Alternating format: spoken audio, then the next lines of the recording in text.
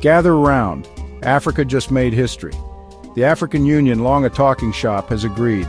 All 55 countries are merging into the One Africa government. This isn't just a committee or a 5-year plan, it's a total transformation. Think United States of Africa, not just a union. The plan: one president for the whole continent, with the presidency rotating every few years between the 5 major regions. No one region hogs the spotlight. Everyone gets a turn. President João Lorenzo of Angola could be the first to lead, stepping onto the world stage as the voice of over 1 billion people. For the world, this means Africa now speaks with one booming voice, not 55 competing ones. It's not anti-West or anti-East, it's pro-Africa, about taking control of its own destiny. This is the dream of Pan-African heroes finally coming true. The AU is evolving from a diplomatic club to a real executive government. It's a bold experiment, and the world is watching. Africa is writing its own story, and the first chapter is a page-turner. The future? Unpredictable, but undeniably exciting. Let's hope the plot twists are the good kind. So, what happens to all those presidents? They're now governors of their states. That's right, the big boss is now the local manager, still running things but reporting to the central AU government. Governors will handle local issues, schools, roads, hospitals, but must align with continental plans approved in Addis Ababa. Monthly summits in South Africa will keep everyone coordinated. Real power shifts from 55 capitals to one central hub. The AU headquarters is now where the buck stops. Continental budget, foreign policy, and military strategy all flow from there. Governors implement the big plans on the ground. It's a massive coordination challenge, but it's the price of unity. Publicly, leaders are on board. Privately, it's a tough adjustment. But for many, this is the fulfillment of a long-held dream, a united, self-sufficient Africa. As one elder put it, One Africa government is the spirit of the ancestors fulfilled. This isn't just politics, it's history in the making. The new government is rolling out bold ministries to tackle Africa's biggest challenges. The Ministry of Youth and Digital Innovation aims to make Africa a tech powerhouse, continent-wide internship visas, and coding in every high school. The Ministry of AI and Education is launching Africa, Learn, a digital platform for courses anywhere, plus an African chat GPT that understands local languages and culture.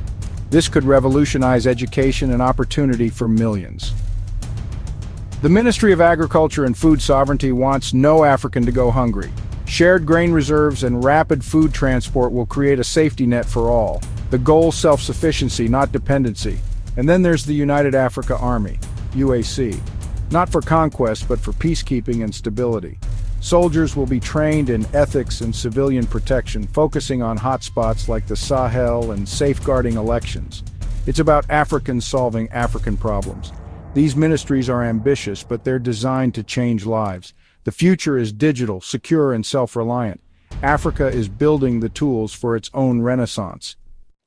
What does all this mean for everyday Africans? The biggest change: mobility. A unified AU digital ID will let you study and work and do business anywhere on the continent. Borders become more open. Talent and ideas can flow freely. A nurse from Ethiopia can work in Namibia. A Senegalese entrepreneur can launch a business in Kenya with a few clicks. Students gain access to universities across Africa. Young people see a future where ambition isn't limited by their passport. Cross-border trade will finally get easier. No more endless red tape. A single economic zone means a farmer in Zambia can sell to Congo, or a Nigerian designer can reach customers in South Africa. It's about building a market of over 1 billion people. But it's also about identity, a shared sense of being African, from Cairo to Cape Town.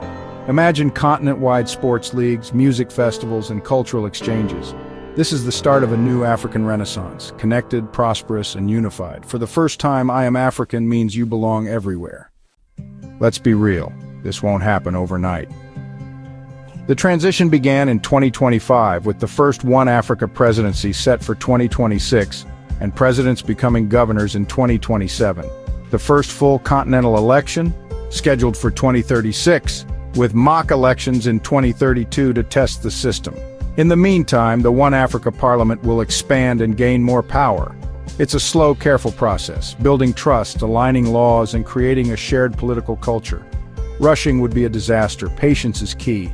This is one of the most ambitious political projects ever attempted. Africa is choosing unity over division, sending a message to the world and to itself.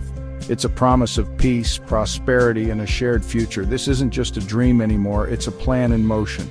The One Africa era is beginning, and the world is watching as history unfolds. Before you go, what do you think about a united Africa? Do you see more opportunities or challenges ahead? Would you want to live in the United States of Africa? Let us know your thoughts in the comments below.